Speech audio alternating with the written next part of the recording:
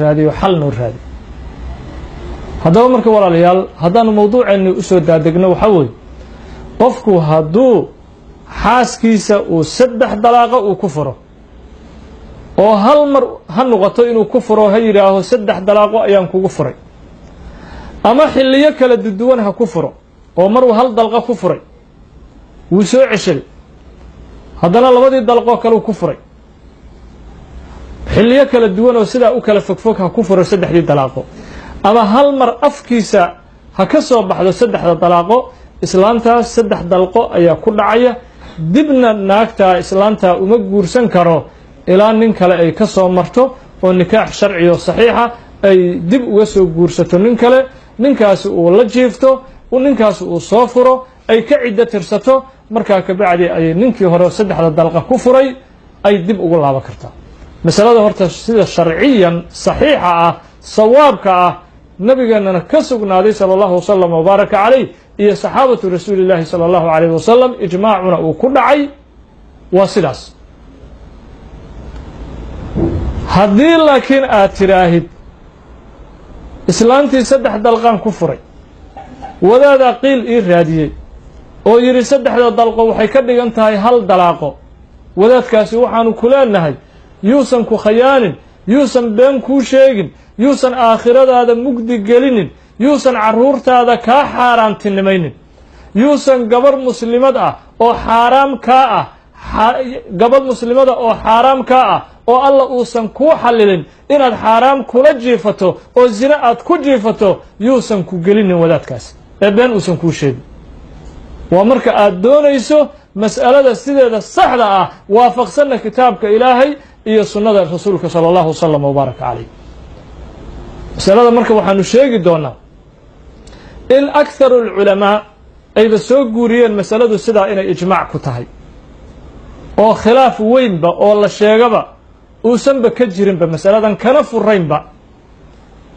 waanu sheegi doonaa aqwaasha culimada tusaale ahaan sheekhan bukhaariga sharxay xaafid ibn xajar al-casqalaani markuu mas'aladan ka hadlayay wuxuu ku yiri شرحيس فتح الباري فالراجح إيقاع الثلاث للإجماع الذي انعقد في عهد عمر على ذلك وحير حافظ بن حجر العسقلاني سيدا الصحراء الراجحة وحيتهي ننكو هدو حاسكيس 3 دلاقو كفره إن 3 دلقو أي سيدو دو دعيا محايا لي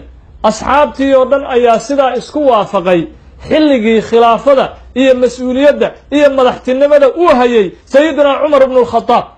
saasuu yiri xaafid ibn Hajar al-Asqalani oo mas'alada wuxuuba ka cabiray jaanibka ama dhinaca ijmaaca khilaafba inuusan ka furnayn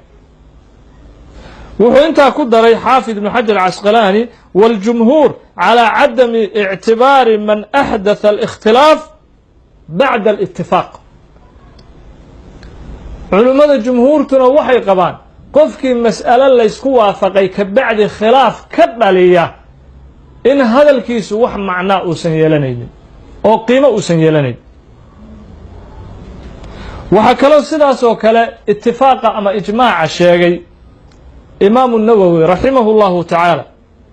إيا قرطبي إيا ابن العربي إيا شيخا ليرى ابن بطال شيخا ابن بطال oo sharax weyn ku leh matbuuca kitaabka Bukhariga ah wuxuu ku yiri ittafaqa a'immatu al-fatwa ala luzumi iqa'i thalath fi kalimatin wahida culimada fatwada oo dhan waxay isku raaceen oo ay isku waafaqeen 3 dalaaqo gabadha hadii hal mar lagu furo in 3 dalaaqo ay ku dhacayaan oo ninkaas ay ajnabi ka tahay xaraam ay ka tahay dibna aysan u guursan karin ilaa nin kale ay ka soo marto وحو شرح بخاري كوير ابن بطال والخلاف في ذلك الشذوذ وإنما تعلق به أهل البدع ومن لا يلتفت إليه للشذوذ وحو الخلاف كمسألة كجرة وخلاف أن معنو لهينو قيمة أن لهين وحنا خلاف كقبصدي ضدك أهل البدع إيه ضد أن هذا الكود أن قيمة لهين أيام مسألة خلاف ككيني بوير وحكلو يري شيخا ليرى إمام العيني oo isaguna bukhaariga sharaxa ku leh sharaxa